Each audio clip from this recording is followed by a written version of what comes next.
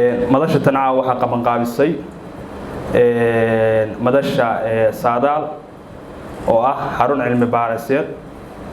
oo 2020kii dhamaadkiisii laga hirgeliyay magaalada Qardho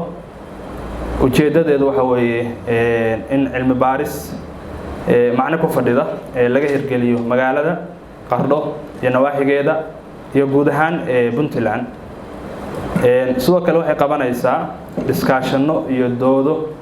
looga faa'iideysanayo hadba mowduuca muhiimka ah iyadoo loo yeerayo shakhsiga ku habboon booskaas dabcan wuxuu noqon doonaa barnaamijka shanaad marka laga hadlayo martidaan halka ku casino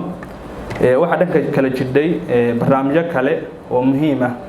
oo tarayno ku jireen oo capacity building oo haweenka magaalada iyo dhalinyarada loo sameeyay oo macadku u qabtay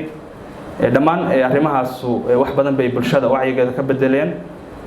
dadkuna si practical bay u hirgeliyeen caawa waxaanu marti u nahay madasha waxaanu casunnay xaqiiqdii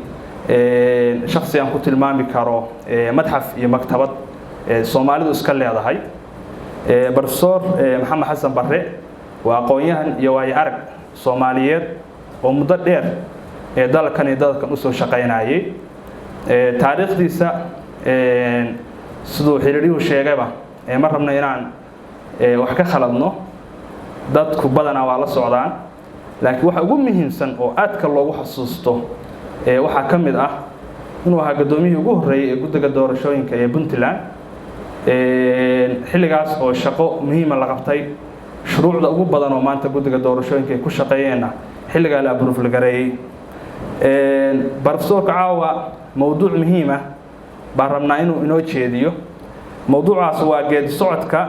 doorashooyinka Puntland fursadaha iyo caqabadaha iyo aayaha mustaqbalka ee barnaamijku leeyahay waxa sidoo kale sharaf inuu caawa inuu ku faraxsanahay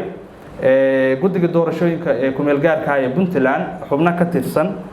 oo ay kuma tahay xogayaha guud ee guddiga ubax walaasheen Xafsa Salaad iyo mudane Cabdullaahi Faarax Mire oo dhamaantood ka tirsan guddiga doorashooyinka Puntland inay halkan la joogaan marka dhamaanteen caawa martida oo dhanba waxay wax ka baran doonaan oo wax badan aan rabnaa inaan ka faa'iidno oo si dhab aan rabnaa in maadaama geed socodka kan dimuqraadiyadda Puntland wax ku cusub uu yahay dadkuna ay qaabab kala duwan u arki karaan waxaan rabnaa in professor ka faa'iideysano guddiga ruuxusi waa inoo joogaa laakiin fursadda waxaan siinaa professorka dadku comment iyo question bay yeelan doonaan insha Allah mar kale ku soo dhawaada madasha saadaal farxad badan bay noo tahay inaan nagala soo qayb gashaan aad iyo aad baa mahadsantiin soo dhawaada mar kale